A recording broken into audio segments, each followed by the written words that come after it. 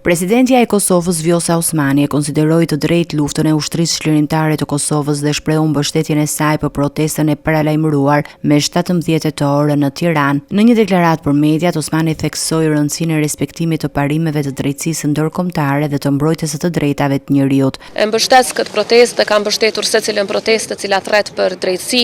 Qytetarët e Kosovës dhe shqiptarët gjithandej asnjëherë nuk kanë kërkuar asgjë tjetër post drejtësi. Drejtësi e cila respekton parimet më të larta të mbrojtjes së të drejtave të njerëzit. Presidentja Osmani theksoi gjithashtu se krerët e UÇK-s, të cilët aktualisht përballen me gjykimin në Hag, kanë vepruar duke pasur besim në drejtësi dhe se procesi kundrejt tyre po zhvillohet tashmë prej 5 vitesh.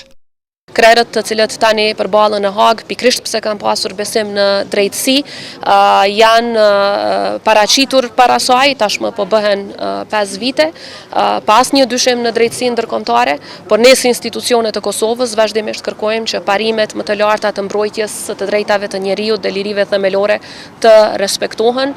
Osmani nënvizoi se mbështet qytetarët që protestojnë për të kërkuar respektimin e këtyre standardeve. Unë jap plotësisht të drejtë qytetarëve tonë dhe i mbështes ata sa herë ata protestojnë për të kërkuar pikërisht respektimin e këtyre standardeve.